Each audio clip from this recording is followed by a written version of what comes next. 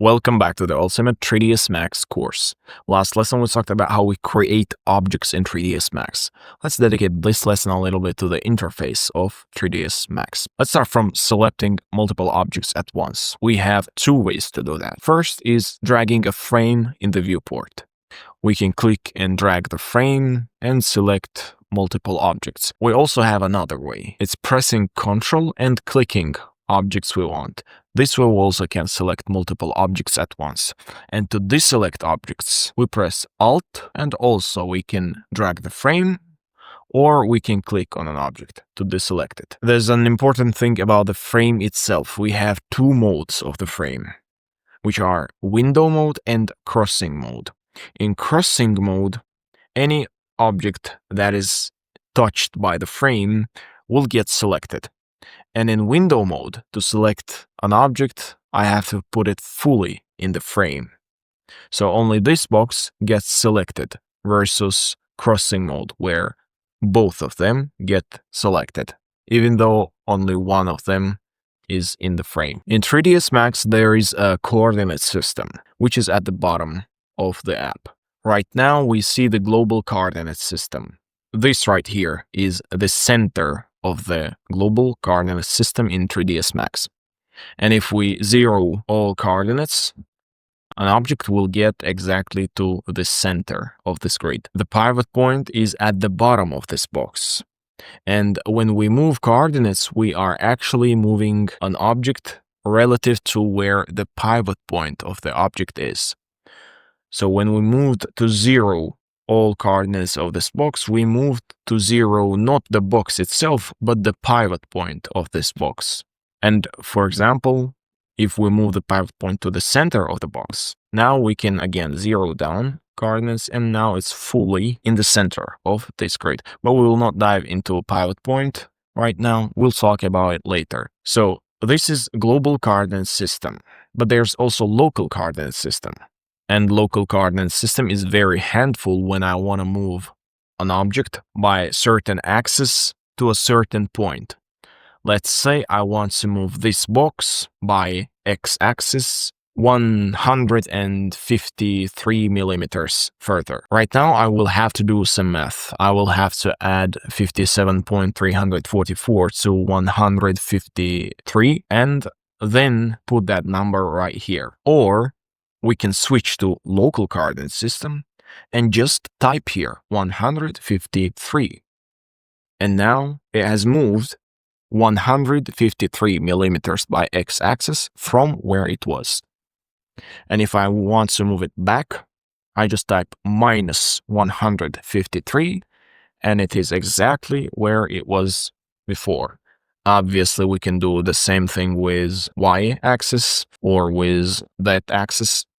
There's another very handful tool, which is snapping. We activate snapping right here by clicking on this button, or by a hotkey, which is S.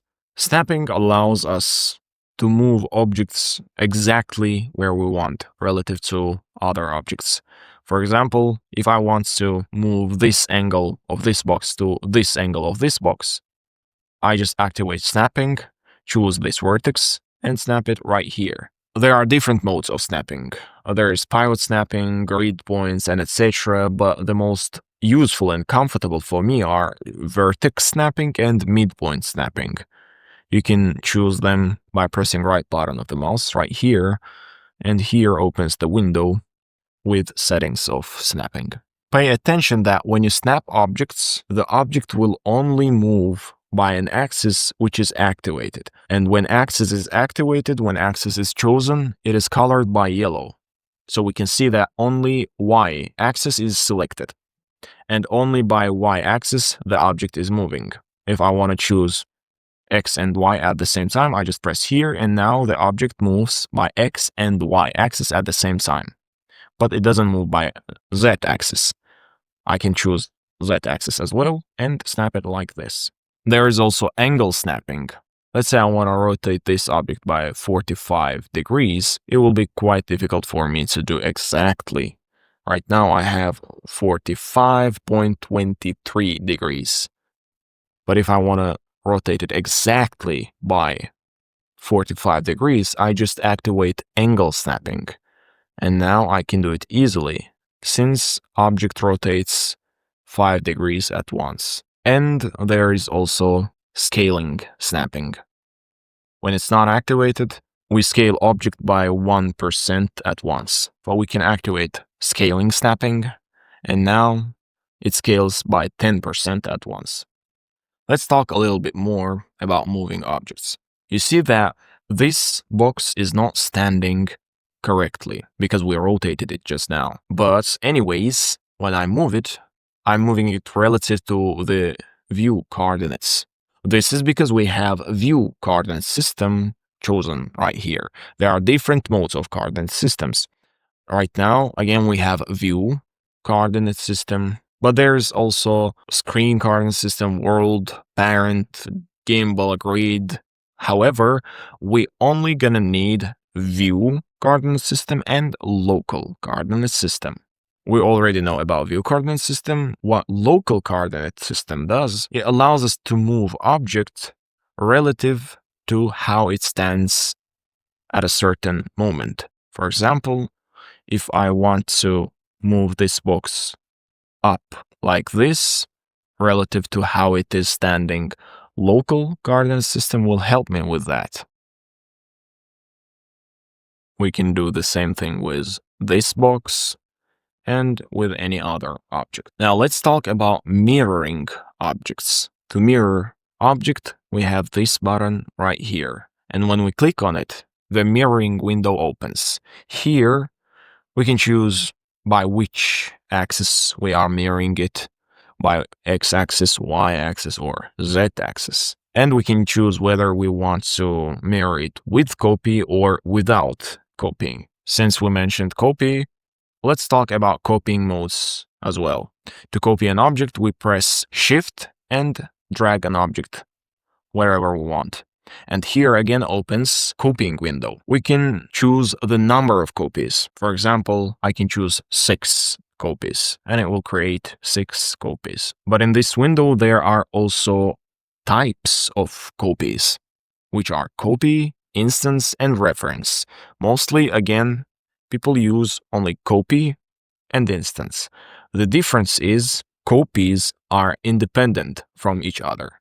For example, whatever I do to this box does not affect other boxes. Meanwhile, instances are not independent from each other. So whatever I do to this box will occur on this box and on this box as well. Like this. Aligning objects. This button right here allows us align one object to another. I would recommend to only use it when you want to center one object to another one. Choose an object you want to center, click Align button, and choose which object do you want to center it to. And we choose here Center and press OK.